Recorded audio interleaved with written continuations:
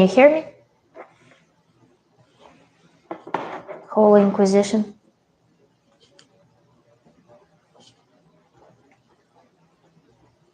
I feel in vacuum. Please tell me if you can hear me well.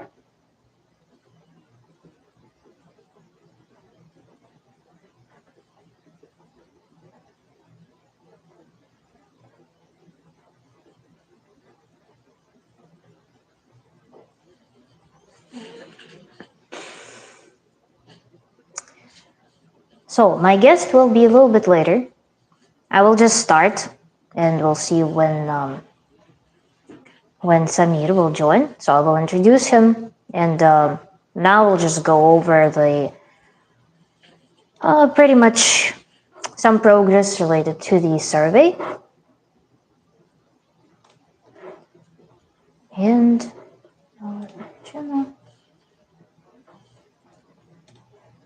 and how it goes in general. So please type, anyone. Please type if you can hear me. Can you hear me? Hi.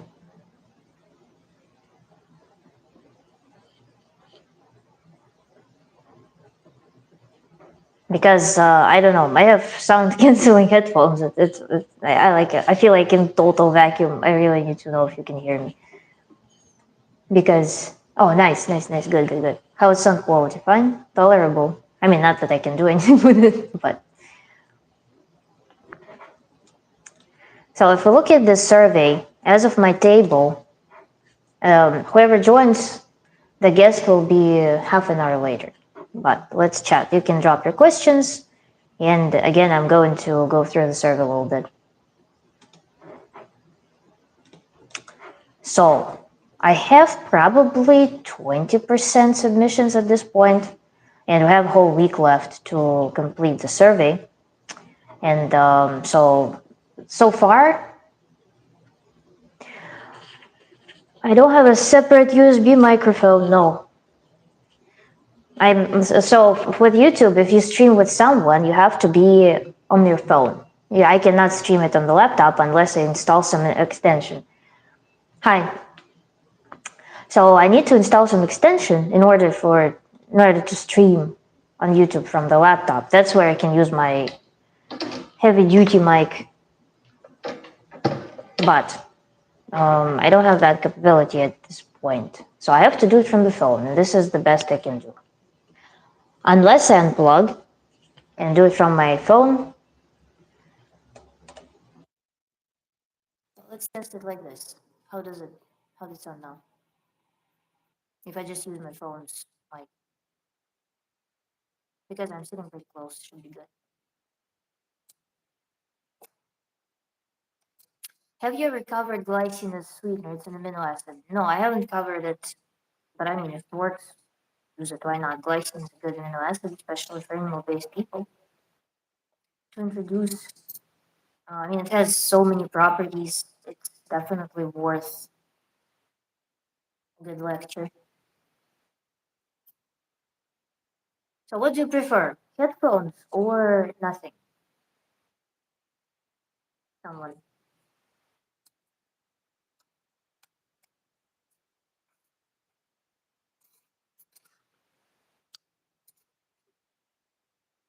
With glycine, by the way, interestingly, in Russia, every child takes glycine as pills. Headphones.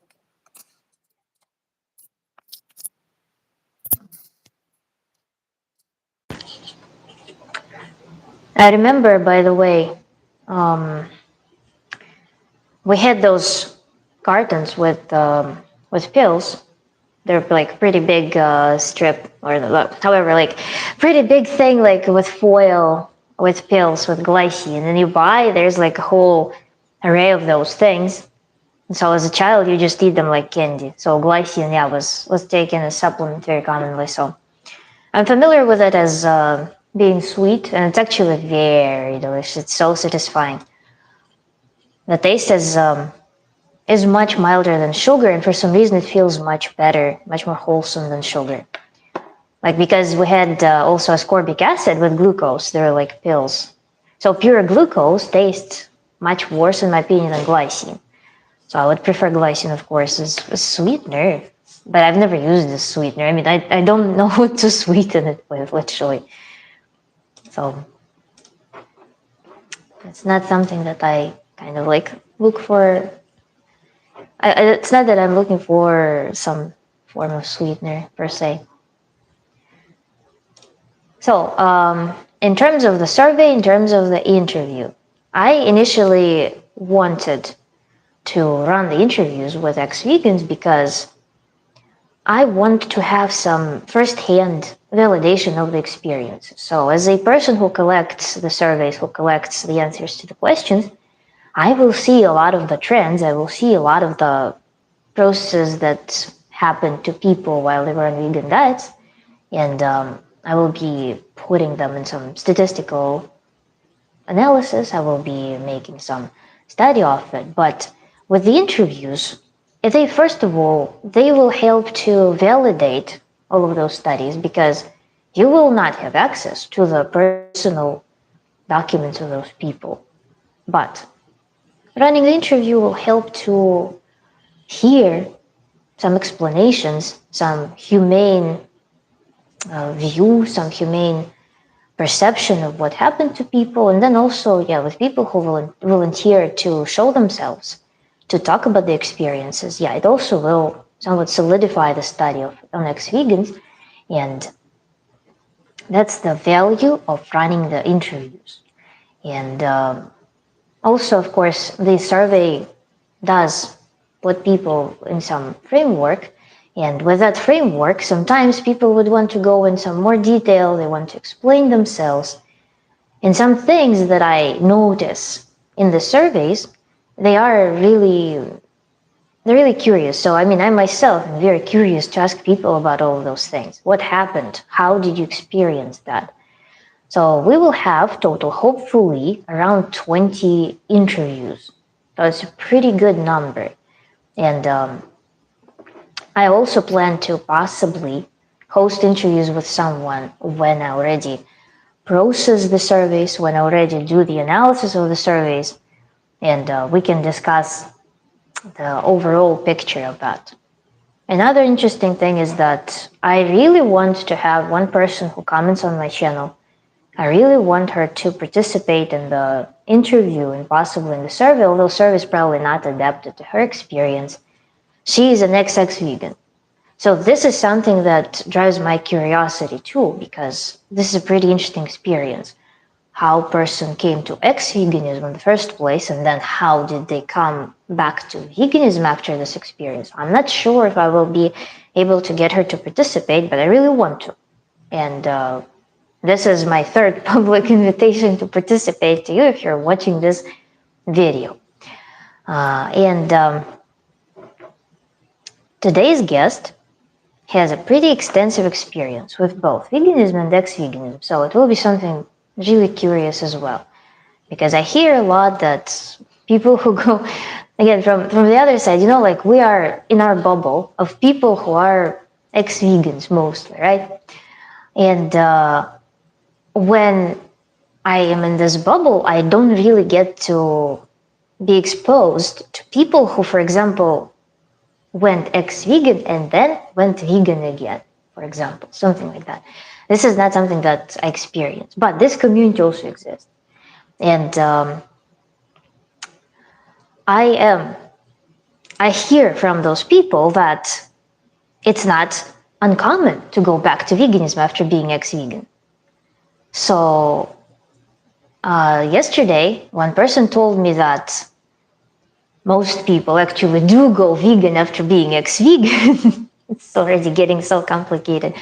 So that's why having a guest who has experience that's over 20 years long of being ex-vegan will be a good start for our series of the interviews, because a lot of the people who submitted the surveys, they have somewhat shorter period of ex-veganism. And of course, we cannot say if they will change their mind, what will happen later in life. But when you have some considerable term of ex-veganism, it's already a proven experience, proven fact that it is totally normal to go ex-vegan and stay. So now that's what we're going to talk about today. And yeah, again, I really want that ex-vegan to participate. So the question is, I think covering the religious aspect of that would also be interesting. Yes, it's going to be interesting. And also, by the way, from the survey, what I see about the spiritual component of veganism, it's not as common so far. Not everyone does veganism through some spiritual lens. So it's not something that is literally everybody does. At the same time, maybe your question revolves around the fact that how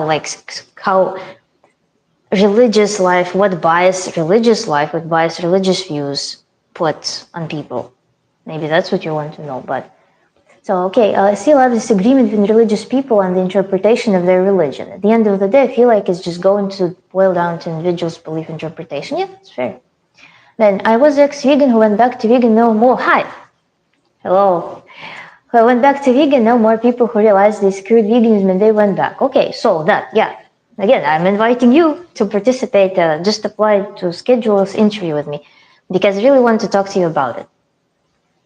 Because I don't want to be, per se, like just doing all of this qualitative dialogue. I want to have, I want to trace some sequence of events basically that shapes people's experiences, like similar to yours. Because I'm myself, right? I am 6 months post-vegan, a little bit over 6 months post-vegan.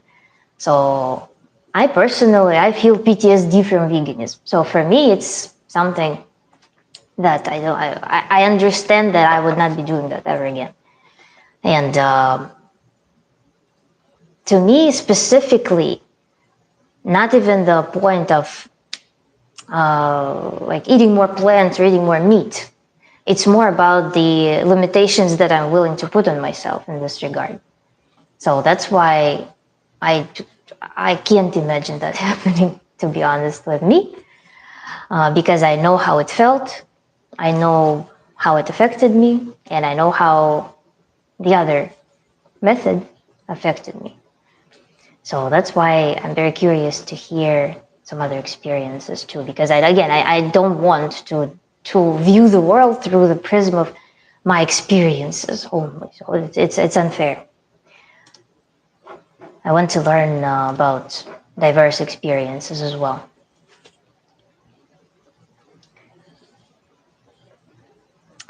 And yes, so with the survey, I am strongly considering launching the second round of the survey when this one is done, because I see a lot of statistically sound phenomena that happen in every person already.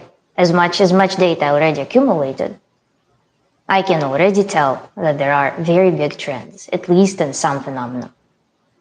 And another thing that I can tell is that most people ate super healthy diets as vegans. That's another thing. So ex-vegans, they followed extremely healthy vegan diets that led to statistically sound health outcomes. I'm very curious to look at it, gather more data, because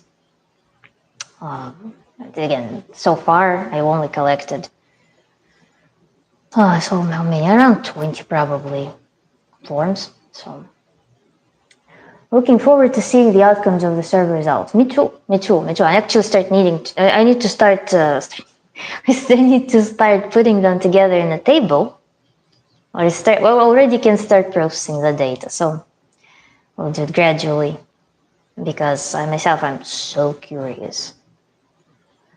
Still have to submit mine individually. Almost done. Okay. Yeah, I still have time. This whole week left. Whole week. There's more time left than it already passed. So, there are people who are first to submit, and there are people who will be like by the end of by when the deadline is imminently approaching. That's when they will be moving. Like two work styles. So I'm anticipating some wave of submission towards the end of the term. Several people, by the way, requested the extension for the deadline. Because I understand, I mean, I'm coming here setting up these like 2 weeks for you guys. Of course, somebody has some plans, so cannot fit this activity in there. Okay, cannot move their vacations and stuff, other important activities around the survey. So. Then another thing that I'm noticing right now is there's a huge gender inequality in my survey. Not many males participated, or I mean, another thing is that vegan movement is highly dominated by women, I think. So maybe that's where this bias comes from. But yeah, gender inequality is pretty big. That's why it's also so interesting that today we're going to talk to a male. I may be also asking if people change to the omnivore diet, if carnivore diet could help. I think it would help to see how effective their new diet is, now that carnivore is the only best diet.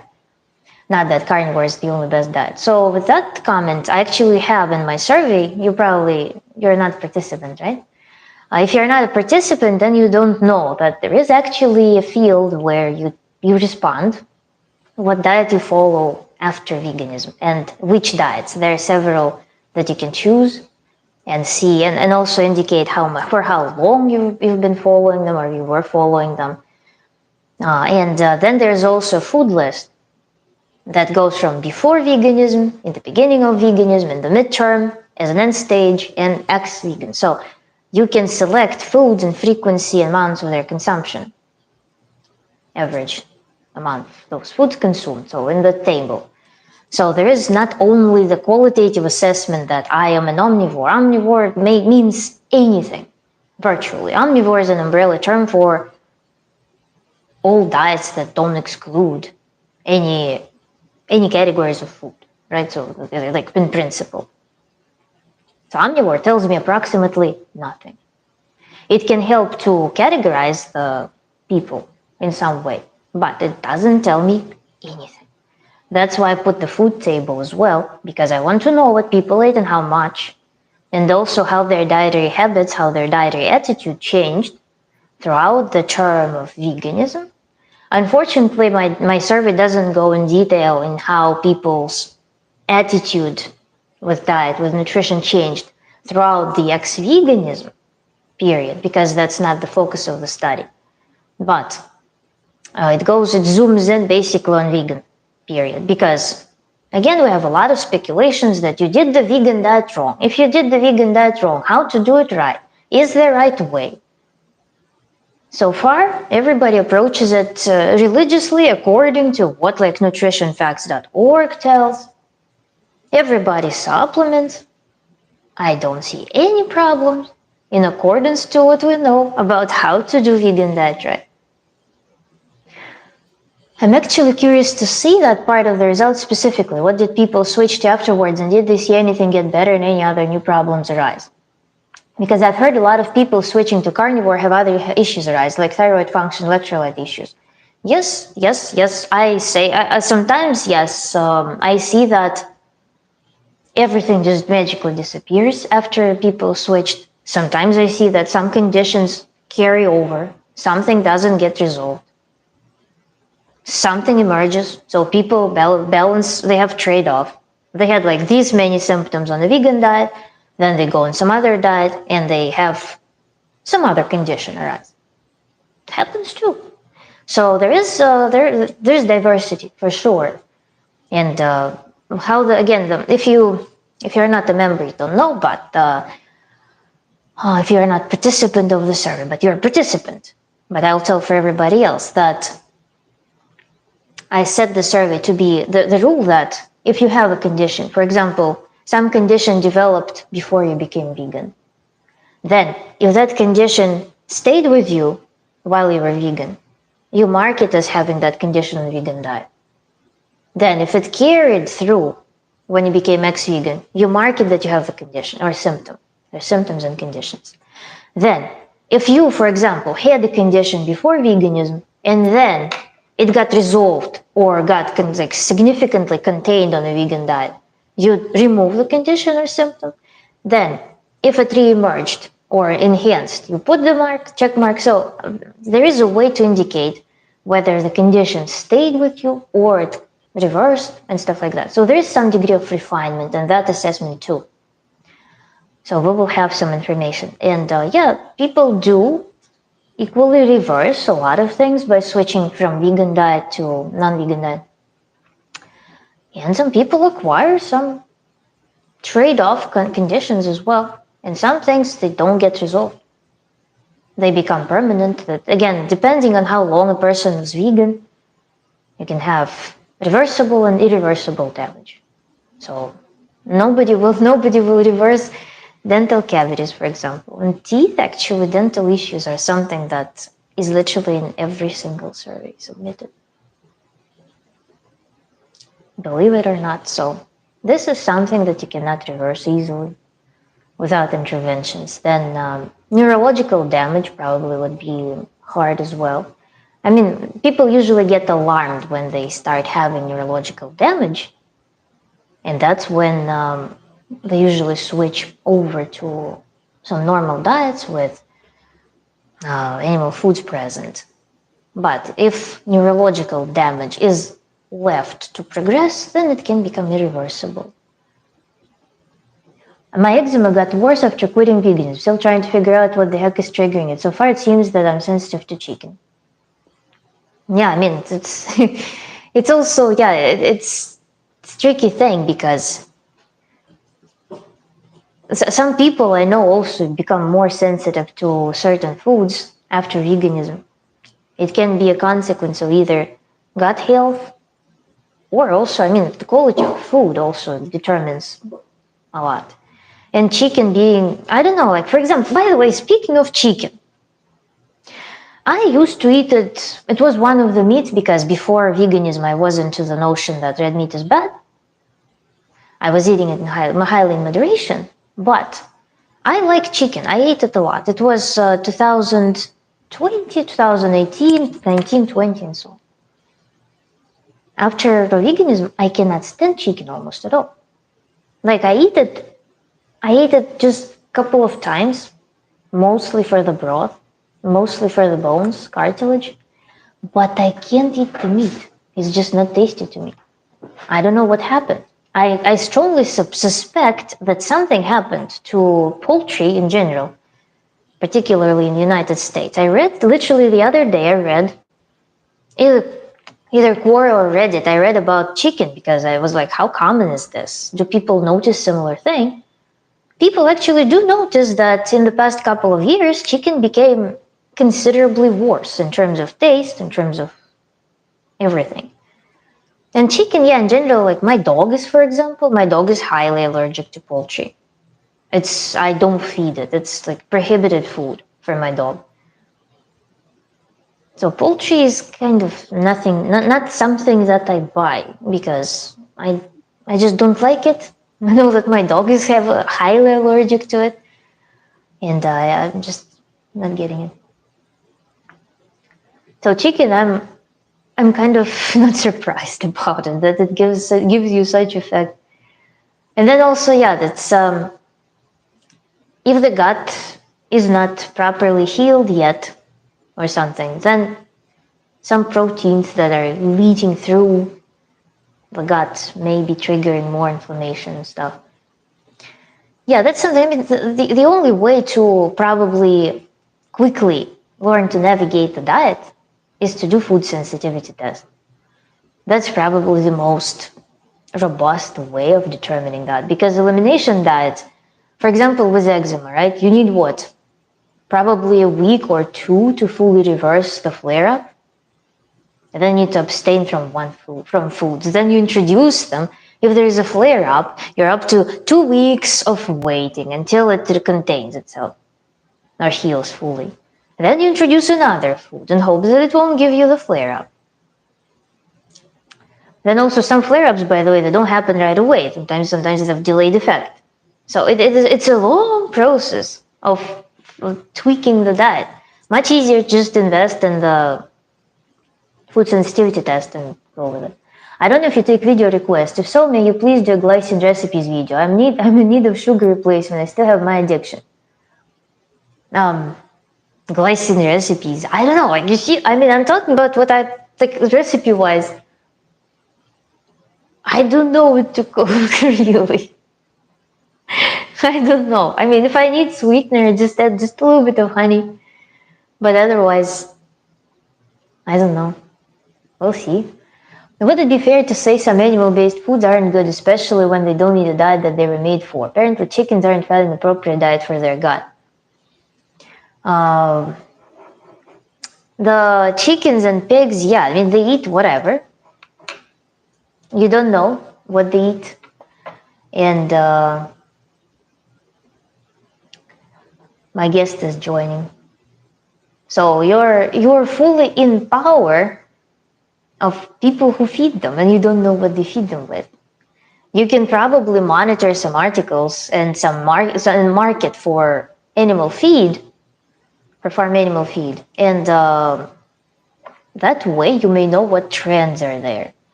Because I don't know, you cannot trace that. I know that the cow that's like certified that it eats, or some like goats or lamb, that they eat grass. Presumably, there's high likelihood that they do eat grass, and that's how you can tell. But chickens and pigs, who knows?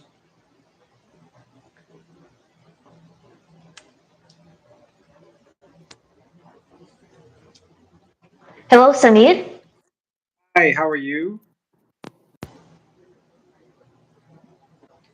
Can't hear you. Let me just check what's going on. Now, yes. You can hear me now? Yes, yes, yes, perfect. Okay, sorry about that. How are you today? Doing good, thank you. How are you? You Yeah, I'm made doing it. great. You Yeah, made it sorry. on time. Yeah, I had to collect a professor from the airport who was visiting, so apologies for that. totally fine. I was. Yeah, We're discussing the survey, so we're just giving some preface for our today's talk. And fantastic. yeah, guys, I would like to introduce to you my guest. My guest today is Samir Dasani. Correct me if I'm pronouncing your name wrong. 100% correct. Thank you. Good. So Samir participated in the survey, and Samir was vegan for 7 years early in his adult life, and has been ex-vegan for over 20 years now. And you went through multiple dietary approaches, so I would be curious to talk to you about it today. And Samir is currently pursuing PhD degree in anthropology and sociology, and works as a health coach, focusing on autoimmune disease and specifically vitiligo reversal. So very, very interesting. And Samir's biography is also very rich in activism. And so as I derived from the survey, it's in some way, first of all, the activism is related to your vegan experiences, and probably to the reasons why you went vegan in the first place. And then also your current degree pursuits are also related to your vegan experience. So this is something that we're going to figure out today. And I would really encourage you guys to follow Samir on YouTube and other social media. I will leave the links when we save the stream. I will give you the links to Samir's channel, and you will be able to check him out and follow him. So, um, let's start, I guess, our questions. Are you ready? Please. Yeah, Yes. 100%. Yes. So, first of all, I am very curious what your research is about and how it ties to your vegan experience. Yeah. So my paper in anthropology, if you don't mind, actually, let me answer a slightly different question, which is how did I Yes. come to my research, and Yes. then what does it have to do with veganism? So I in 2016, 2017, I was working for an NGO called Action Aid International, one of the biggest sort of charities in the world, and I was in a fairly senior role in their policy team. But as always with these NGOs, there are cutbacks and so on. I had been able to survive many kinds of layoffs in the past, but this time it was my turn. I got laid off. And we had just shifted here to this country where I am right now, South Africa. And my daughter was at that time very young. I didn't really want to, take her to a new country right away.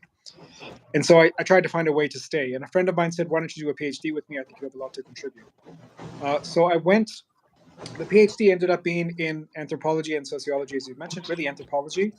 And I'm really studying the question of, if you, this is again maybe a vegan analysis, I don't know, but if you take humanity, if you take, for example, nuclear weapons, if you take, for example, things like climate change and so on, you take even things less controversial like pollution. Are we the only animal that is making our environment so dirty that we can't live in it? Like, that's the sort of bigger question that I'm asking, right? So it's sort of a history of everything paper to kind of answer that question. And one of the things that came up, it's not in the final draft of the paper, but one of the things that came up in my research is that this concept of veganism is very much rooted in a certain kind of colonial philosophy, really coming from a certain kind of a view, a Cartesian view of the world, where humans are separate and nature is separate, right? Mm-hmm. And so humans should be able to live in the world. I think you've mentioned this in some of your previous videos when you talk about things like lab grown meat and so on. Humans should be able to live in the world without impacting nature somehow. And that is a false dichotomy. Humans come from nature. Humans are nature. The work that I do with tribes here, or people who live in communities here in South Africa, the work that I do with them. I mean, if you say, I asked them in my last visit, what's different between, or how would you distinguish between human culture and nature? And they had Mm-hmm. no answer. They were like, if humans aren't part of nature, what do you think we are? It was a question they couldn't even understand. And I think that would be the case for most so-called indigenous people around the world. So that ended up being sort of the point of contact. There's this European Eurocentric construct called the human nature divide, or the man nature divide is how it was originally called Mm-hmm. in the 18th century. And veganism fits, just fits right in that hole. It's a perfect way to understand that. Interesting. I actually read some article where they analyzed the languages. Some tribes, they don't have a word for nature, like tribes that do live integrated in nature. So they were surprised. How can you even divide? How can you have a concept for nature being external? So when they were confronted with European explorers, basically, so I was familiar with that concept. That some tribes, they do not have a concept of nature being some standalone phenomenon.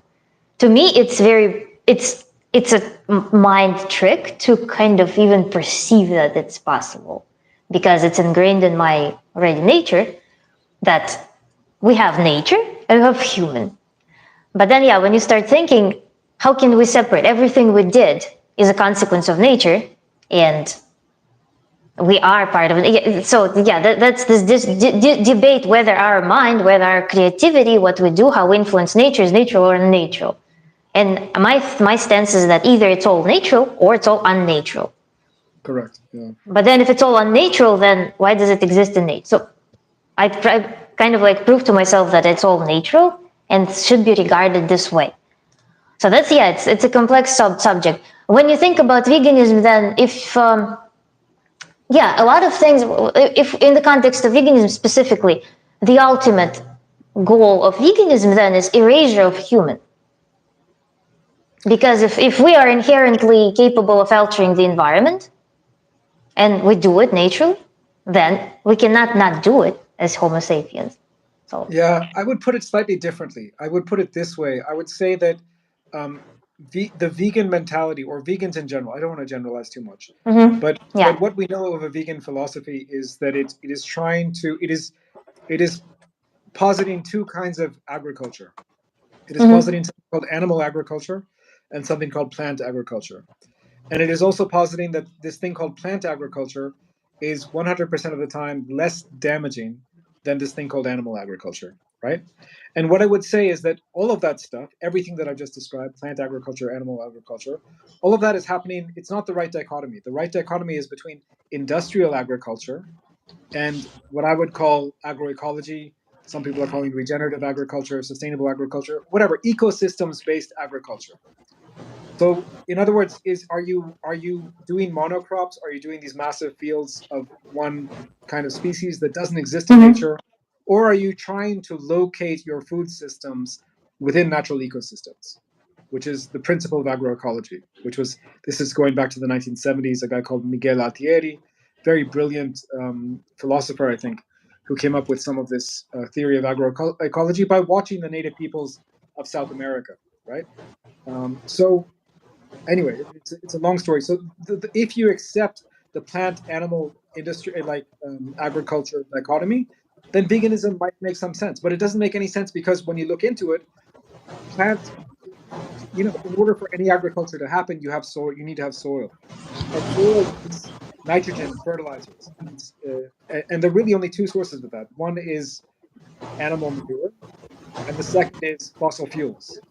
So plant agriculture in its purest form that doesn't use any animals is going to rely very heavily on fossil fuels, which is, I think, something that we all agree probably isn't the healthiest and most sustainable to rely on.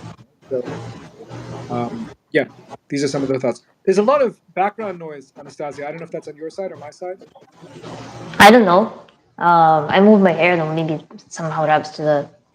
I don't know. I don't hear it, so probably it's my side. I don't know. We should ask the audience. So I think the men. So there was. I mean, Oh, yeah, I there see. was some interruptions on your end, but there's not like continuous background noise. So I don't Okay. know. Hard to say. Uh, yeah, that's a very interesting perspective. I mean, I will share your articles because I think our audience will be quite interested in reading about it. Because again, I inevitably run into debate about the environment in my comments because there are people who do it for their own, for like not harming animals. Because there are several streams of vegan, right? There's different motivation. But there are people who genuinely care about the environment, and they say that I will be eating meat when the meat is produced in a fashion that in the lab. So they say they will eat the lab grown meat because it won't hurt the environment as much as animals in the pasture would. So that is the understanding that I guess this is the most up to date mainstream consensus on plant based eating and vegan understanding of the agriculture and where we're headed with our food industry. But I agree with you that there is food industrialization. And to me, I don't know if you watched those videos of mine. I was mentioning the thing that I think that veganism came in response to some food industry malpractices. It was some natural answer for that. And so right now there is this dichotomy that people are presented with that either look at this, look at how this industrial aggressive farming kills the environment, how it kills the health. And now, look, there is another better option. We can do industrial farming, we can do same processed foods, but without participation of animals. And look, it's going to save the world. But nobody thinks about the third path somehow. And I think that, yeah, it all comes down to, unfortunately, the capital. And that's why I included in my questions to discuss that it must be quite short-sighted to not consider the third option, because in your works you mentioned that monocrop farming, it exhausts the soil. So if I was to invest in production of food, if I know that in several seasons my soil will not be suitable for producing the food, why would I invest there? I don't understand that. If there are known better options for farming to produce better outcomes, to feed more people, to nurture the soil. So I don't get that. Why is that being promoted in your opinion? Why is Again, it's there a false. interest? I think that one thing to say is that veganism is probably. I can't hear you. All right. We can't hear you. The sound interrupts. I'm Sorry. sorry. This Yeah. is if I go upside down, oh, the orientation is blocked. Okay. Now Um, perfect. Thank you. so one thing that I would say is that I think there's a growing number of people who look into these issues and don't choose veganism as the option, as the most ethical option, for some of the reasons that I'm stating. So I think my critique and maybe your critique and other people's critique is probably more known today than certainly than it was when I went vegan in 1995 or so, right? So I think that's by way of background. But I also think there are some people who are just, um, there's an emotional element to this. When I so these are not. This is not a conversation with vegans. I was playing tennis with some people at my local tennis club, and the ladies especially were saying, what are you going to have for, I don't know, some holiday coming up? In South Africa, we do a lot of braais. Braai is like a Mhm. barbecue. Yeah? So they said, "Oh, I'm going to put lamb." I said, "Oh, I hate to think about those little lamb, or the poor chicken and so on." These are just regular omnivores and ladies in their 60s and 70s, but they're sort of discussing like doesn't feel very nice to be eating meat, just in a visceral kind of way. They've done zero research on these subjects. So I think there are people who pick up on that visceral thing, which is real. I mean, and it's something that we have to getting comfortable with death is something that we need to actually do in our society. I would argue more, and because they're not really comfortable with death and they don't understand these things in many things, they just assume when they're eating a salad they're killing fewer animals than when they're eating a steak. When in fact the opposite is true by almost every measure, right? So It's hidden from sight, yeah. So that makes them kind of comfortable illusion. people are not thinking about this very deeply at the basic level, and then it's again like I have a cousin who went vegetarian because I think her parents took her to see like a not a slaughterhouse but like someone killed their backyard chicken. These were people who grew up in a village in what is today Bangladesh, and Hmm. it's going, and she was visiting Bangladesh from the U.S.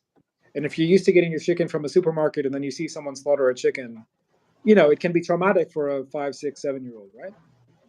So that visceral kind of stuff, without really engaging with it, people just want to disengage and say, "Oh, I don't want to see the death on my plate." So that's why I think veganism or that kind of ideology will always have some appeal. And my hope is that as these critiques are getting deeper, people are beginning to understand. Okay, actually, there's death on my plate, whether it's salad or lamb or whatever. What is the kind of life, and what is the kind of death? Because life entails death. There's a Hmm. circle going on here, as much as that's a cliche. What is the kind of life, and what is the kind of death that I want to be a part of, that I want to support, and what is the kind that I don't want to? And I think that's where, the lessons that I learned from veganism, which is really that you do have a choice in what you purchase, and that those purchasing decisions can at least make a small difference, if not a very visible difference, in the bigger society, and then you can go and advocate for those things as well. I think there's some important lessons to learn from the vegan movement, and I think there's a lot to learn there. It's just that the oversimplification in plant and animal agriculture means that often you're advocating for the wrong things.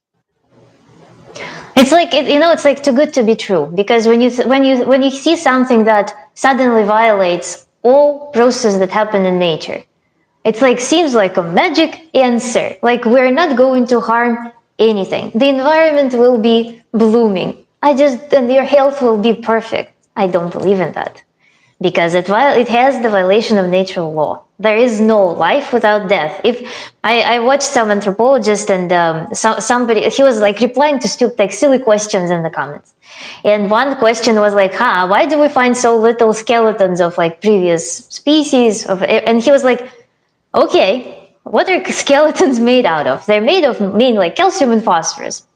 Correct. Then, okay, let's say one generation died, their skeletons are laying on the ground. Second generation died, their skeletons lay on top. Okay, let's extrapolate it to millennia, several thousand years. Where will the next species get calcium and phosphorus if we don't see the breakdown of those bones? If we don't return the organic matter, or if we don't reduce all the organic matter to inorganic remnants that will be in the soil and be used by plants to produce nutrients that will go through, get distributed through the food chain. It's not possible, so there is destruction. This is an integral element of life, stemming from like inorganic matter becoming organic matter cycles through and goes back to inorganic matter. So Yeah, and that's this. anyone who's done a bit of gardening and applied something called bone meal to their garden should know that, right? I mean, bone is a fertilizer, and it's used as a fertilizer even today. Mm-hmm. Yeah, yeah, I'm familiar with that. Yeah, too. Yeah, that's it. So yeah, that's what's the point. That yes, there are some bosses on the way. You cannot avoid them, no matter how you approach gardening. Nothing will grow without something dead before. So okay, so I would like to go through your experience a little bit, if you don't mind, because again, you're a very interesting specimen. Let's say. Okay. So you listed 3 diets in your post-vegan era. So you were vegan for 7 years, and then you had 3 diets afterwards. It was vegetarian, animal-based, and carnivore. So how did you arrive at it. And what is your diet like now? Because also now I want to hear your perspective of a specialist in health and autoimmune Yeah, disease. sure. Sorry, people have been complaining about my audio. I'm wondering now that I put my earphones in, is that any better? Let me know in the comments, please. Um, so the question is about health and autoimmune, right? So I think for me, when I was vegan all those years ago, my health initially improved a little bit, not much, but a little bit, maybe in the first couple of years. Mm-hmm. I think specifically, I think I noticed that I probably lost a bit of weight that I had on. I was sort of a pudgy teenager. I got a little bit less pudgy, but still probably a bit overweight. But after 3, 4 years, I mean, my digestion was just a wreck.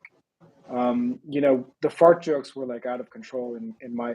It was a group of us. We were like 6 or 7 vegans living together in a house, and yeah, everyone's farting was just out of control.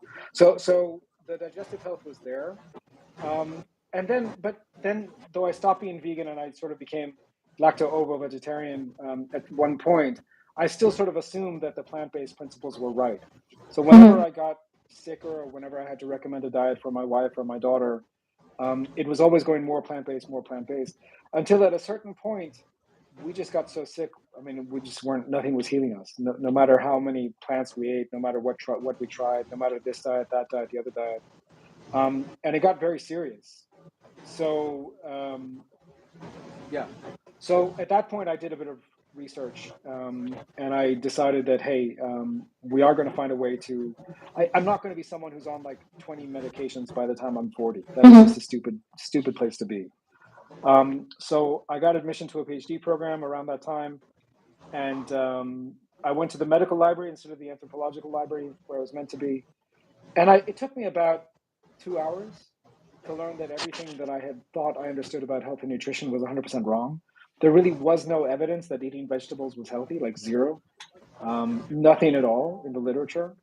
And that everything seemed to indicate actually quite the opposite, that leaving plants out of the diet would be healthy. And especially in terms of the actual science for diets that can actually have a positive intervention in your health, most of the evidence is towards ketogenic diets. In fact, I would say the vast majority of the evidence that we have in terms of randomized controlled trials for reversing conditions related especially to metabolic health is in ketogenic diets.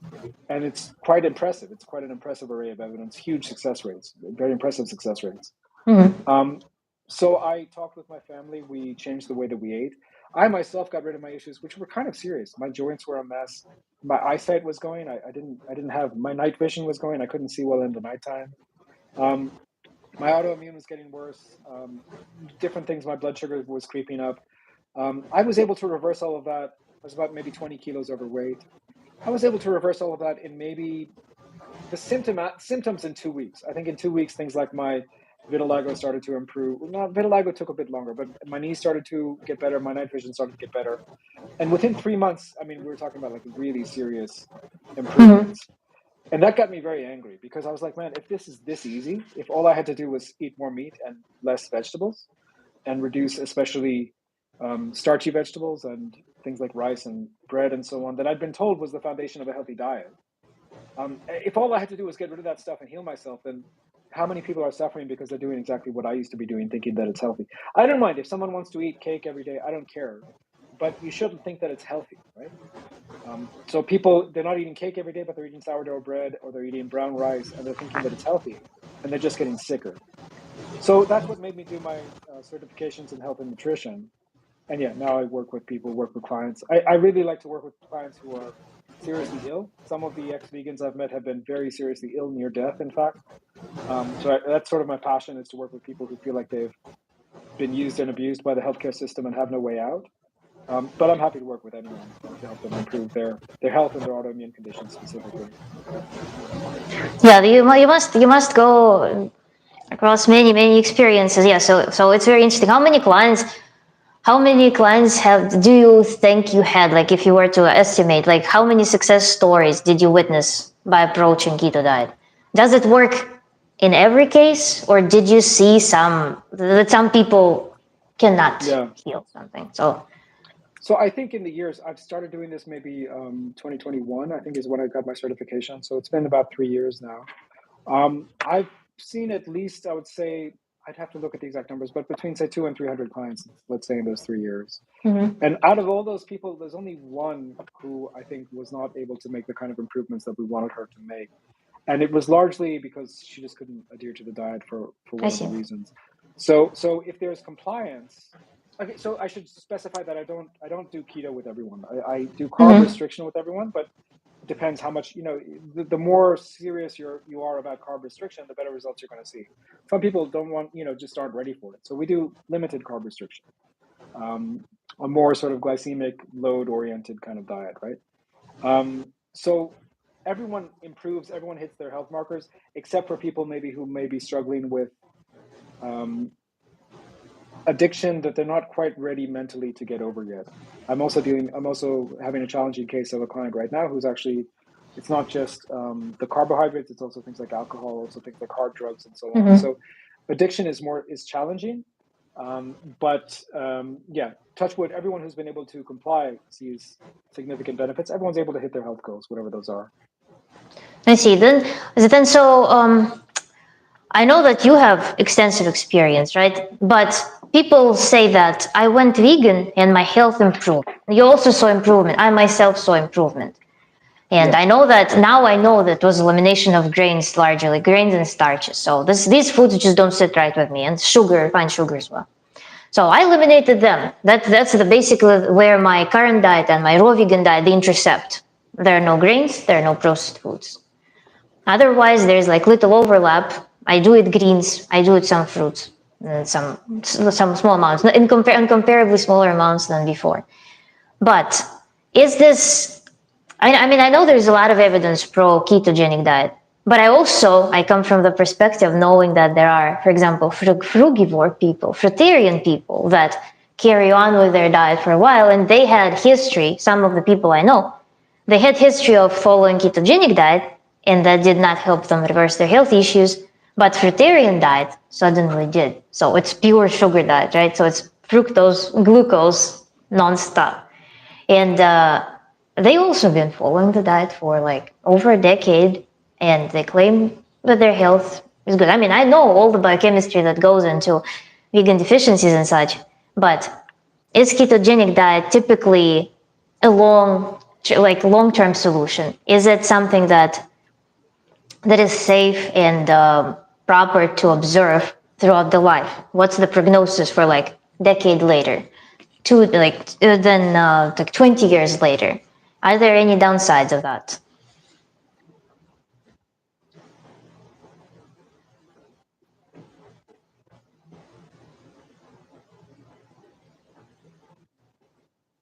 Like approach. So when I do exclusion, for example, when I recommend carnivore diets, as I do recommend carnivore diets, I tend to recommend that because it's a specific person with a specific need, a specific goal that they Mm-hmm. want to hit. Once they have hit that very serious autoimmune disease, for example, multiple sclerosis and so on, person is afraid they won't be able to walk because that's the direction that they're going in. So we do carnivore for a while, and let's say the person improves, then we might ask the person, are you happy on carnivore, or do you want to introduce some more vegetables, right? Do you want a more diet, right? So, and then we will, in some cases, reintroduce vegetables. So I myself, my approach is not very, what's the word? One of the biggest flaws of veganism, in my opinion, is that it is a religion. It believes that these are the rules, and if you break the rules, you're out. Yeah, That is actually, kind of the yeah. opposite of my approach. Yeah, that's actually a very good point. I thought about recently too. Because in veganism, for example, something doesn't work in my diet, right? I just go and change it. On veganism, I have to go through a whole inquisition to allow me to eat animal. Yeah, It's yeah, not allowed. So it's like your identity is shattered. If you are following some diet is diet. It's in the domain of the diet. With veganism, it's your identity. So you trying to correct your diet shatters your entire life, basically. So that's the major 100%. difference. Good that you pointed out. So 100%. But yeah, to get back to your question, there are many people yeah, who can be in long-term ketosis for 10 years, 20 years, doesn't seem to have an issue. We have I people like see. Stephen Finney who claims to be in ketosis, have been in ketosis since 1980 something. Yeah, he's the guy who's done the most RCTs on the ketogenic diet, right? Mm-hmm. So there are people like that, but there are also people who claim that after 10 years we started to have deficiencies, et cetera, et cetera. In which case I said, fine, man, just, if you test and you have deficiencies, then do it. For most people, we find if you're not getting improvements with ketogenic, now I'm talking.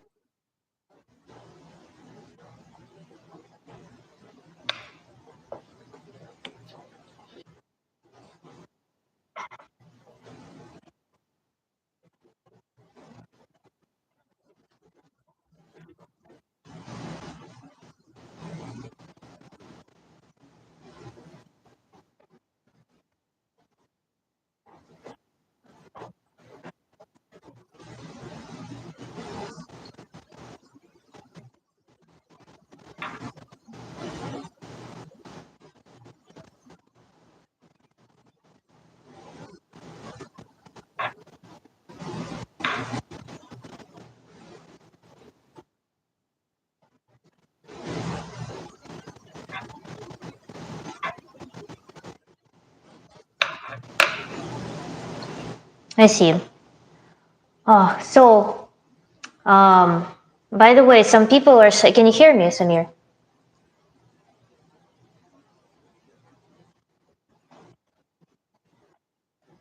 Yeah, because I could hear you, and your image froze. Yeah, no, I see your image, but not mobile picture.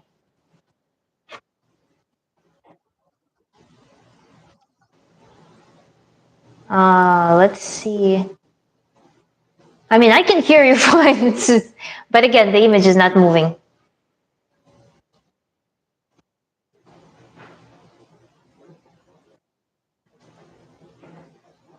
It says so. I still don't see the image. We can restart, by the way. We can reconnect if you want. But now I can see you. Perfect. Yeah. At the desk, I think. At the desk, I think it's best, most reliable. Okay. So if I stand up, it's better. I think when you were at the desk, it was good, but I don't know. It's up to. Either right now it's right now. Right now it's visible. Yeah, everything Okay. works. Cool. Okay, so Samir was saying that I asked Samir about the long-term outcomes of ketogenic diet, and Samir was talking about. I don't know if it will be in the recording. Maybe it will actually render. But yeah, he was saying that there were some conditions pre-existing before going on keto diet that can have some effects and prevent a person from being successful on it, or in some individual cases, basically. But typically, there are no problems with observing ketogenic diet for long periods of time. I think that was the part that was missed. I don't know. So, 100%. um, Yeah, correct. yeah. So another, I'd like to ask some questions about your experience again, because again, we're like ex-vegan situation is one of the focuses too. So, do you think that you did the vegan diet wrong, or would you want to go back and redo something to perhaps improve the outcomes or have some better experiences on the vegan diet? Can you think of anything that could be done better now that you have I'm experience? Yeah, I mean, I'm sure. I was young. I was a university student. I was basically just doing what everyone else around me was doing. There wasn't much thought going into it.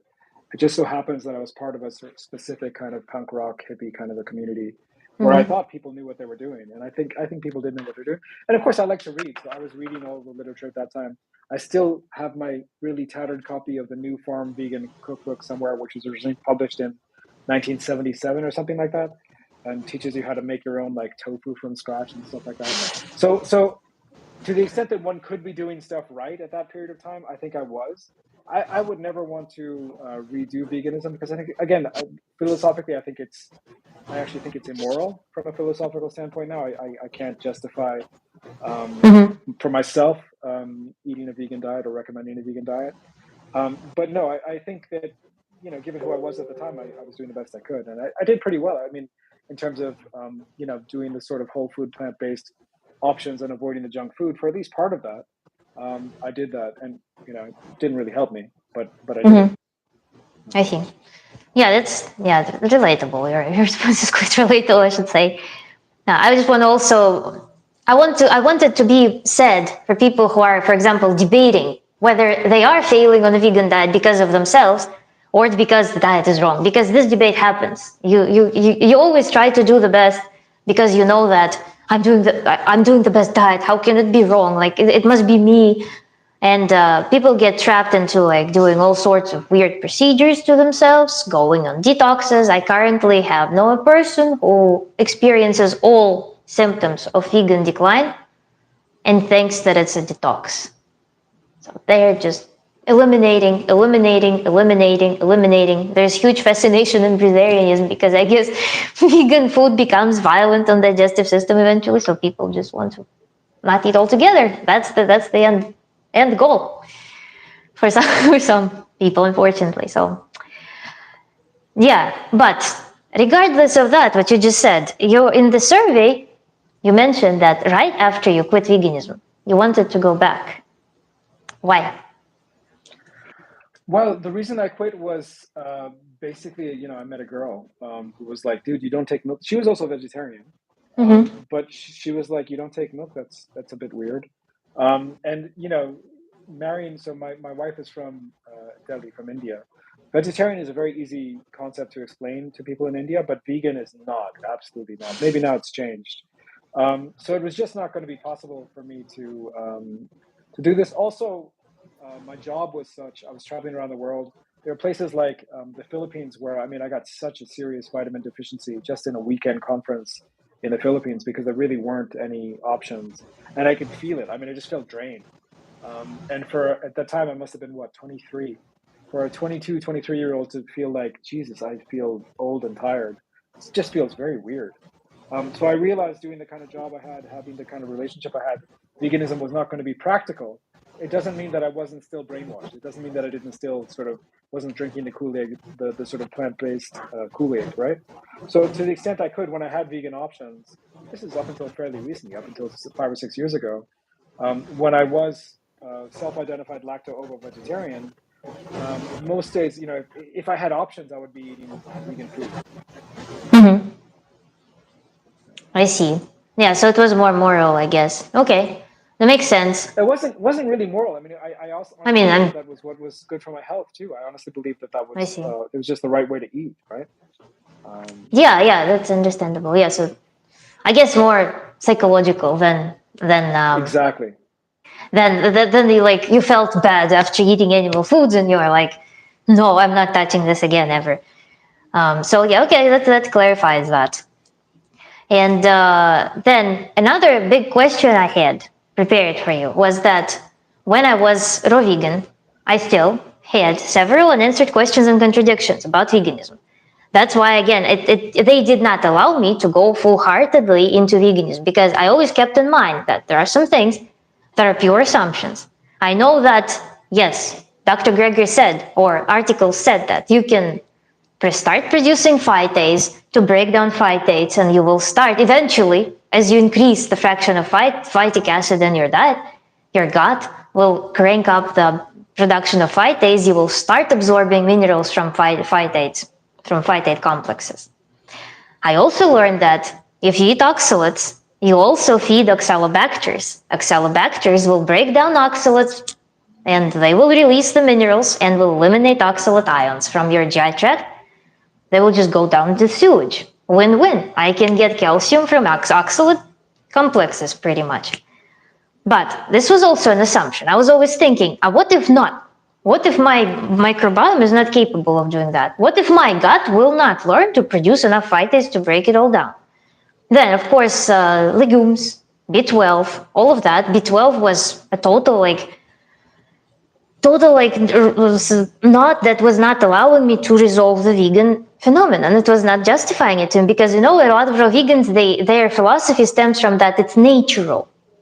To me, it was not natural. There were certain phenomena that I could attribute to nature being natural for us, but B12 issue was not natural. There were no natural mechanisms through which I would be getting B12 naturally. And then also, what else was there? I know also, yeah, omega 3s. The conversion rate varies from 1 to 17% in humans. I don't know if I'm getting enough omega 3 at all. It's an assumption. So I'm dealing in the field of assumptions. I cannot say for sure that I eat this food and it gives me these outcomes. For example, with seaweed too, they say that You eat raw seaweed, it contains symbiotic bacteria. So when you chew the seaweed, bacteria starts breaking it down because it has enzymes to break down all the polysaccharides, releasing all the nutrients. Eventually, your body will be able to get nutrients from seaweed. So all of those were assumptions. All of that was something that I needed to prepare, condition my body for to be successful raw vegan, because I was unnatural and now I'm eating natural. Did you have any contradictions that were bugging you as a vegan? Or did you discover things about veganism after the fact? Yeah, no, I mean, listen, I think you're much younger than me, and I think you were vegan much later than me, much more recently than me. Yeah. So at that time, none of us were thinking about any of this stuff. I mean, we knew B12 might be an issue. Mm-hmm. And we also, I think the contradiction was a lot of us were just willing to say, we don't know what the hell's going to happen. And we're not. Internet.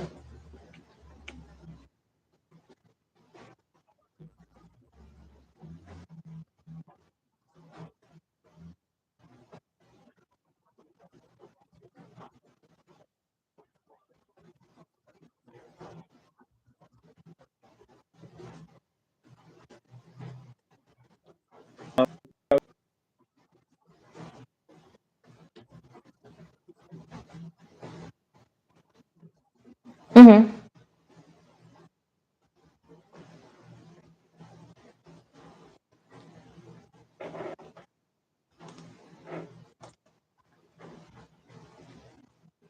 Let's fix the internet real quick.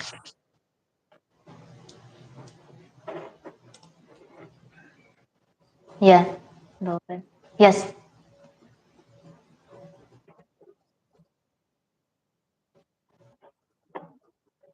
Mm-hmm. I see. Think, I don't know, all these things that you mentioned, the potential vitamin deficiencies and so on, that only came to my attention much, much later. I just knew how I felt, and how I felt was bloated and gassy and not particularly healthy, no matter what I was doing. Yeah. Okay, that's another, like, people.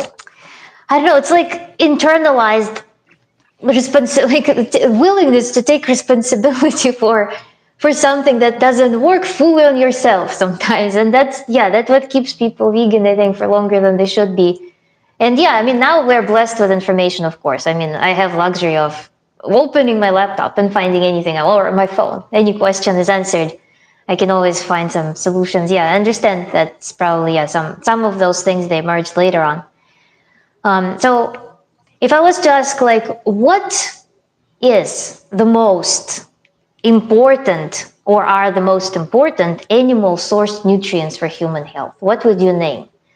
Like, what somehow, like, catches your attention the most from the animal nutrition? It's a tough question because my bias as someone who is plant based. So I'm going to name the nutrients that plant based people tend to be deficient in, because that's my bias. But I Mm-hmm. don't know. I mean, so I think dietary cholesterol is a super important and undervalued nutrient.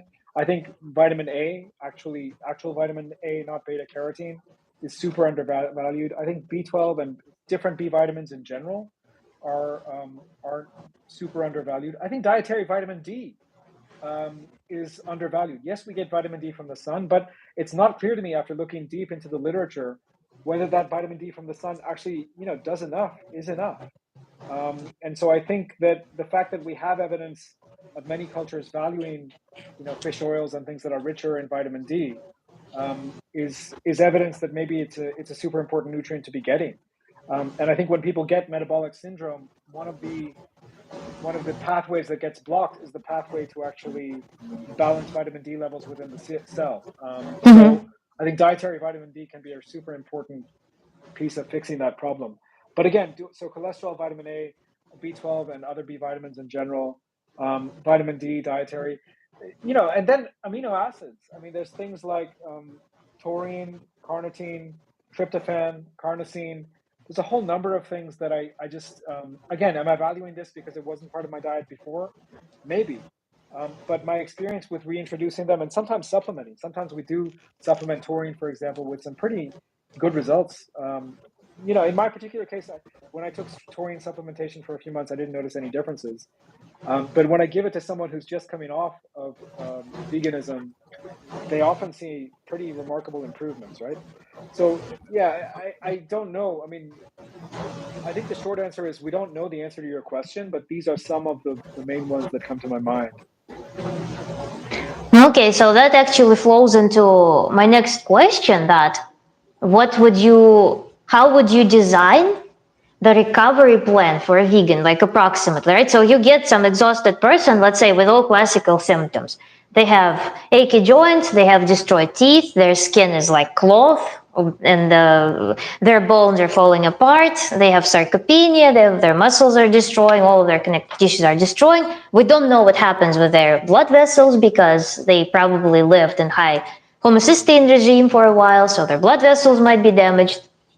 So we don't know are there Yeah, any things that people, plus also if they're on low fat, we don't know how their gallbladder will function, how their pancreas will yeah, handle fat. exactly. So do you usually have some, Yeah, so to speak, like things that should be specifically considered for vegans who are coming off vegan diet to make the recovery safe and as quick as yeah, possible? So is it some like combination of certain dietary, like gradual dietary intervention plus some supplementation, or like what could be the first yeah. action So there? the first thing to say is that there really are two questions here. What is the individual ready for? Are they ready for things like liver and so on, which are really high in vitamins, or are they not? Mm-hmm. But I'm going to answer you as if this person is open to trying whatever. Is that okay? Yeah. Yes. So if you're open to trying whatever, the first thing is to actually supplement the stomach acidity. 99, I don't know, I haven't done a study, but I'm guessing that 99.9% of vegans, of especially people who've been vegan for any period of time, have a stomach pH which is too high. In other words, their acidity levels in the stomach have gone too much towards base and not enough towards acid. So we need to support that. For different people, different things tend to work. I tend to see that for younger people, digestive enzymes on their own can be sufficient to support that. By younger people, I mean people in, say, their 20s up until maybe, say, 35. And then for older people, we tend to see that you need digestive enzymes plus hydrochloric acid. And I wouldn't necessarily advise doing that immediately.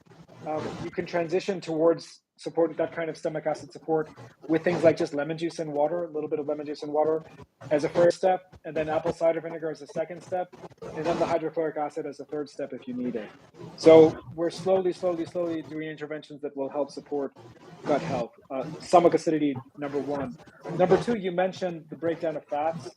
So dietary fat is going to be super important for my clients because we want to reduce carbohydrates. And when we reduce carbohydrates, we have to increase fat. So that's just the laws of Mm-hmm. human biology here. So when you increase dietary fat, having some kind of bile support, whether it's ox bile supplements or sometimes zinc supplementation, becomes important to support that bile health. But we have to sort of, it's a lot of this stuff, like you're asking for general recommendations, but a lot of this stuff really has to be tailored through trial and error. Of course. So we gave you the ox bile. Did it work? Do you need more? Do you need less? Do you not need it? Many people I find don't need it actually. You can do just with the stomach acidity support, the hydrochloric acid, the digestive enzymes, etc.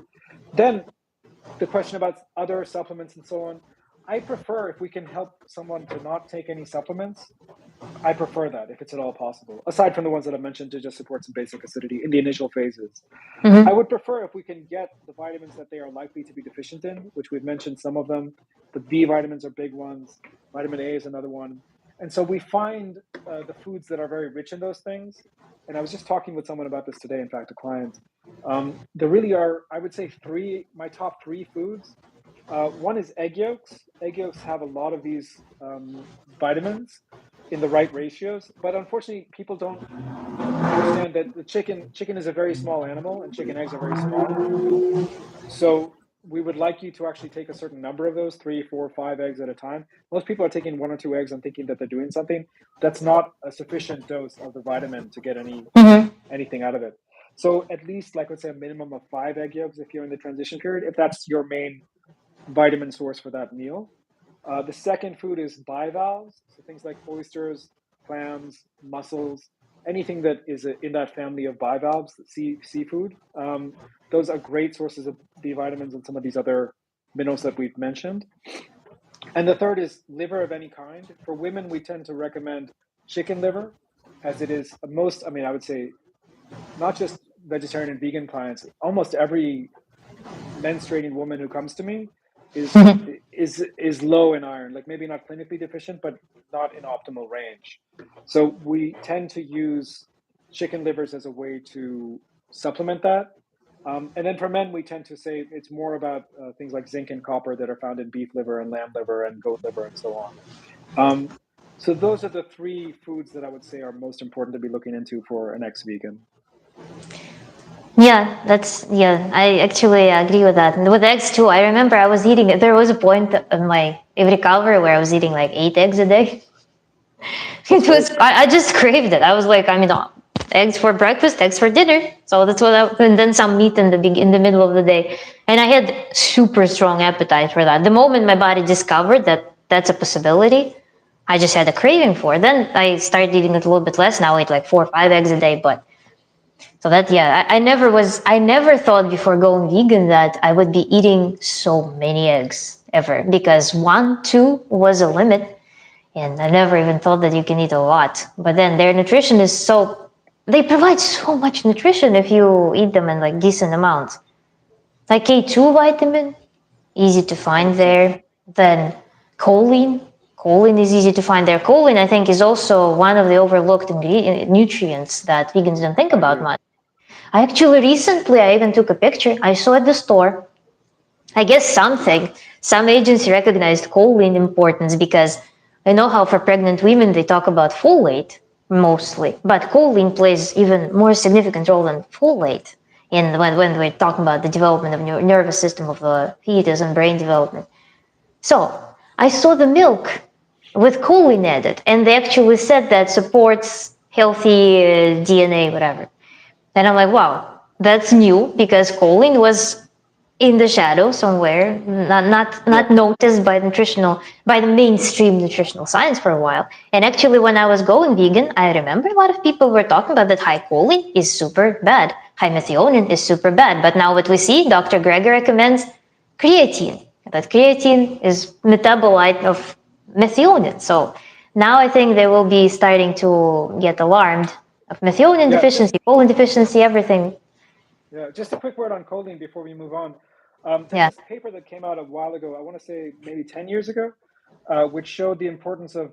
I think it was a study in rats, so take it with a grain of salt. But Mm-hmm. it was to do with alcohol, and so they gave some mice, alcohol, and they developed fatty liver.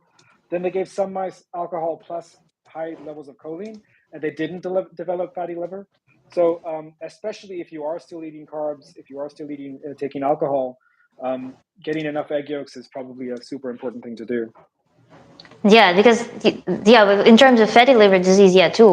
That's another thing that I was looking at when I was recovering, because I don't know. That's something that I would like to read more about. But fructose, over consuming fructose, is one of the risk factors for non-alcoholic fatty liver disease, and especially with the background of having low choline, it may be something interesting and dangerous, because non-alcoholic fatty liver disease is asymptomatic until it is. So I remember seeing back when I was raw vegan, there was someone who was into juice fasting, and he sent me a video of a guy who was doing watermelon juice fast, Oh, I and know that one. they were drinking 2,500 calories worth of watermelon juice, and they were passing gallstones like almost every week. And they were like, "Look at this! How much stuff comes out of me? It's not comes out. It doesn't come out of you. It's forming in you." Your gallbladder is not like this. It's small, so you're forming all that because probably I calculate the amount of fructose. It was some insane amount of fructose, because people think that watermelon is high glucose fruit, but when you drink 9 liters of it, it's also high fructose fruit. So For sure. yeah, that was interesting observation that made me look into that, and non-alcoholic fatty liver disease risks and stuff like that. And yeah, that's where you come across choline and its importance there. So yeah, now like I will have what 10 minutes left, I guess, right? I need Hmm. to let you go. So yeah, I wanted to ask some more social, political, economical questions by the end, because you've lived through the beginning of veganism, and now you see where it evolved into. So now we see pretty much that there is huge corporate interest in veganism. There is huge government interest in veganism. And what are your feelings about that? Because now we see some low-key censorship of things that contradict plant-based, contradict veganism. So I feel pretty uncomfortable personally seeing that in the media, that there is a bias, there's strong bias. Yeah. So towards veganism. But so I feel personally kind of threatened by it. What are your feelings about it? Well, there are two schools of thought. There's one school of thought that says this is, yeah, I'm personally of the school of thought that says never attribute to maliciousness or evilness what can be explained by ignorance, right? Mm-hmm. So my school of thought is that it's actually it's not a big conspiracy. It's these are ignorant people who believe the hype about plant-based, taking up less water and less soil, et cetera, and who want to feed the cows seaweed because they honestly are the good-hearted people and they think they're doing something good in the world. I think there is definitely part of that. I also think that in a capitalist system, in a global capitalist system, the question of what's going to actually make the most money is actually a foundational question. And things that will not make money do not get investigated, do not get looked into. And we see this in the lack of nutrition research, for example, and in the wealth of research on pharmaceutical interventions, right? Like trying to find a pharmaceutical intervention for NAFLD is a big industry. If I have a proposal for that, I mean, I can probably raise $1 billion over 10 years if I'm very clever, right? If I'm a good scientist, right? But if I can do the same thing, and we know this because there are scientists doing this, if I say actually I just have a dietary intervention that's more effective than any of the drugs, I can't get a single trial. I have to raise my own money. I have to go out there and find investors, right? So that's just the water that we're in, and in that structure, the plant-based stuff can work pretty well for on both sides. The inputs are not cheap, the inputs are expensive. Humans are used to the taste of meat. Humans will always want, if you can convince a human to only eat plants, they will want plants that mimic meat in some way, and that's an industry. What makes money is what we call manufacturing value add in Yeah, yeah. economics. Marxists call it surplus labor. It's the same basic theory, right? Mm-hmm. So the more steps you have in the industrial process, the more money you're going to be making, and that's why something like the Impossible Burger can attract I don't know how many millions or hundreds of millions in investments that it did, whereas no one's really invested in giving someone a steak. Like that's just regular food, right? So in other words, what I'm saying is there's an element of ignorance. There's an element of like this capitalism is the water that we're all swimming in, and we just have to sort of deal with that. And then there it may be an element of maliciousness in the sense of how this is getting back to my anthropological work. When did plant eating become like a very common thing? It's when we have not just big societies, but big societies that are based on slavery, that are based on caste hierarchies, that are based on Mm-hmm. using some people to do the dirty work, etc. And that's when grains become a real thing. That's when rice and so on. That's when these things really take off. There's still some debate about exactly how that happened. Was it really about the rice? Was it about rice wine first? Those are open questions. I don't know the answer to. But when we see that the purpose of these plant foods, to some extent, was to create a population that was strong enough to work, but not strong enough to fight the people who were enslaving them, then I think we can ask some very basic questions, like why is whether or not those people are malicious. The net result is we're getting a more compliant and a sicker population of workers for the few people who own all the wealth, right? Um, so in that context, one has to sort of just ask, okay, what's going on here? I don't pretend to know all the answers, but in order to at least come up with some of the answers, you have to ask the right questions. Yeah, that's absolutely, I agree with that. That, yeah, if you build a new system that requires a lot of solutions, you secure yourself a ton of money, because every crisis, every problem is primarily the money source. So you don't want, you don't want to find some stable solution and freeze your money flow. It's not going to work like that. But then how can customers ensure that this will not have an extended some like overwhelming rollout Because, for example, the price of meat becomes prohibitive. Are we going to what, hunt for squirrels outside? Like, Yeah, I don't know the answer to that. I mean, my somewhat, I don't know. I mean, I've been involved for 20 years. So I mentioned that I work for ActionAid, I work for Oxfam, I work for some of these other groups. I've been helping the poorest farmers in the world find ways to feed themselves. And by the way, the poorest farmers in the world are also the poorest people in the world. Most poor people are in rural environments. Okay, so trying to help them to find ways to actually grow their own food and raise their own livestock and so on. It's a challenge, but it's possible, and it's possible when we come together. When we come together to find those solutions, find some empty land, find some animals to provide the manure. Right. This is all it's all a process. And what I will say is that there's a wealth of knowledge out there. Here in Southern Africa, there are people who still know how to hunt wild animal, hunt antelope, and so on. There are people who know how to find food sources in the desert, in what seems like a completely empty desert. How to steal an ostrich egg from a male ostrich without getting killed. If you try and do that, you will get killed, but they know how to do it in a way that they won't get killed, right? So all these things are valuable skills that still exist despite all the efforts that people have made to take these things away. I know from your name and from your accent that you're probably originally from Eastern Europe, maybe from Russia, right? Russia yeah, has a Russian. place. There's a place in Siberia called Yakutsk. You'll correct me on my pronunciation. Yakutsk. Yakutsk. Yeah, Yeah, Yakutsk. Yakutsk. So it's a beautiful place where people are actually still living in very traditional ways, you know, bringing in ice every morning to make the tea. Like it's very fantastic videos on YouTube you can see, and people are still eating raw meat or frozen meat Yeah. in those Siberian cultures. So a lot of these things still exist, and I think they are scalable. I think we can actually feed 8 billion people and more with those things. It's just that we haven't asked the question of how. And I think in the next phase, I feel like things are going to change in the next 5 to 10 years pretty seriously. And I feel like in the next phase, we have to teach ourselves and our children how to think critically and find those answers because they are out there. We just need to look for them. Are there any charities or businesses where you can invest to help promote all these movements, or is it more like right now it's more sputtered, more like localized initiatives? There is a group. I may get the name wrong, but Vandana Shiva is part of it. Many vegans will know the name Vandana Shiva. It's called Regeneration International or Regenerative International, one of those two. I think it may be Regeneration International, Mm-hmm. which is a list of farmers practicing agroecology throughout the world. So you can donate directly to that group, or you can find specific initiatives that you want to be part of close to you.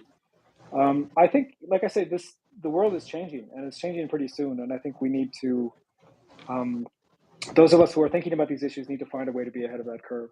That website may be a good place to start. I'll think about it. Maybe I'll leave in the comments of this video. If I find some other resources, I'll leave them in the comments of this video as well. Nice.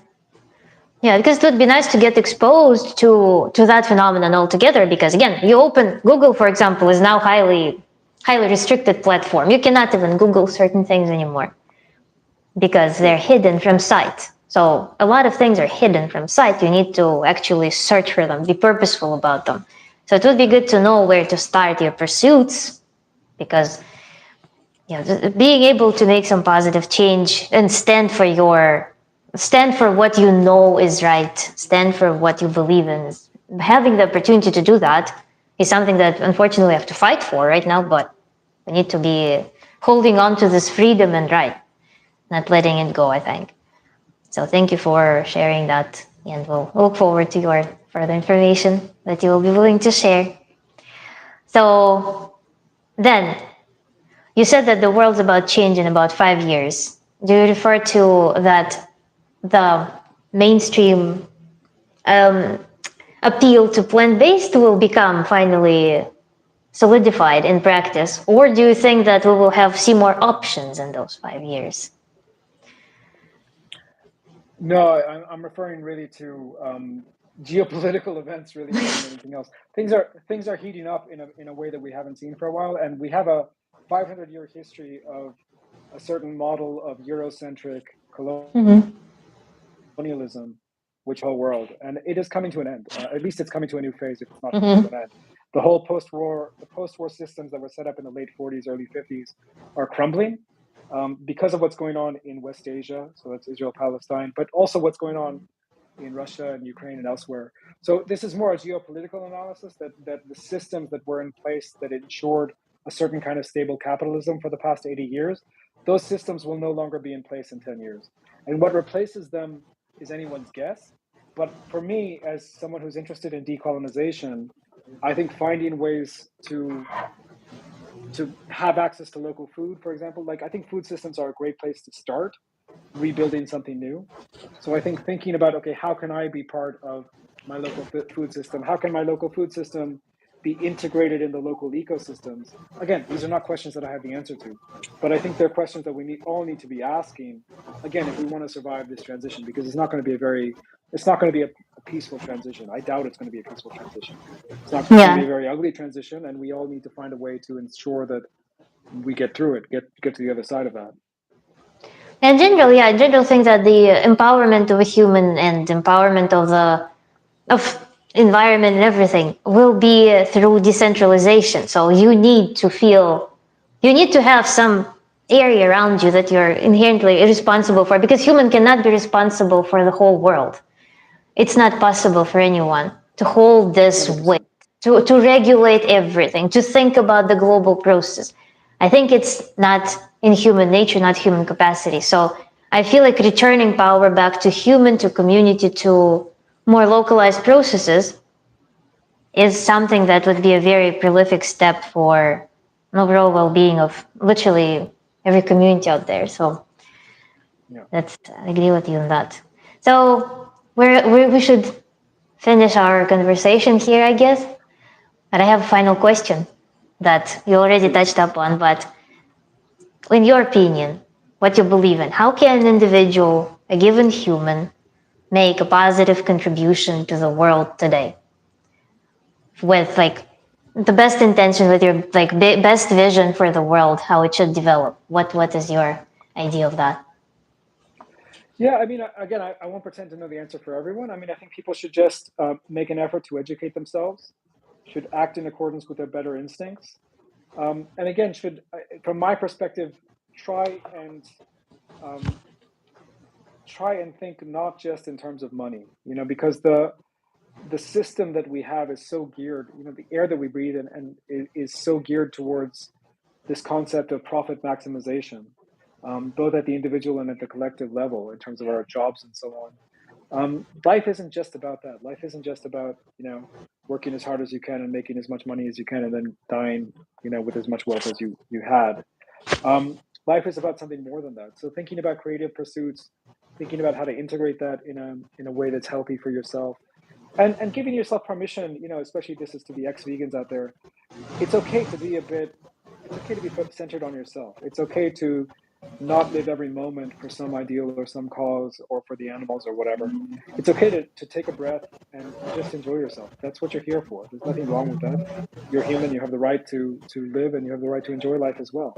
So take time, engage in creative pursuits, and try and collectively, make the world a slightly better place than you left it. Thank you. Yeah, it resonates really strongly with me. I really appreciate it. So I would like to thank you for participating and being my guest today. And I was really delighted to talk to you. It was a really It's a pleasure. amazing conversation. It's a pleasure. I hope we can do it again. Maybe we'll do it on my channel next time. Yeah, absolutely. I still have things. I was laughing at some when you were responding to some of the questions. I was laughing because I literally had some things in my mind that I would like to discuss with you so strongly. But yeah, we had some time restraint, so we should definitely do it again. I was really happy to have you. Fantastic. Thank you so much. Thank you so much too, Samir, and have a great rest of your day. Thank you. Bye bye. Bye. So we're going to wrap up here. I was super impressed, super happy to have Samir today. And please leave your comments below if this stream strokes some thoughts in you. Have some comments, if you have some questions. Because if you have some questions, we can further discuss them with Samir later. Perhaps again, his channel. So make sure to subscribe to Samir's channel. He does a lot of analytics in terms of veganism, in terms of nutrition, in terms of environment, in terms of some social processes. So absolutely go on his channel and subscribe. And I think you will like it because he touches up on a lot of important questions. And personally, to me, Samir, I will leave his link. There will be description. Pineapple Pie is asking his channel name. Yeah, I will leave it in the description box or in the comment. And yeah, I was really happy about all of this, everything that we discussed. And Samir is a unique expert in the field as well, so he will be having perspective of a person who knows quite a bit more than any person who just minds their business and lives their life without being professionally involved in certain activities and certain education, certain profession. So that's why I take advantage of his expertise. And here we'll be wrapping up, guys.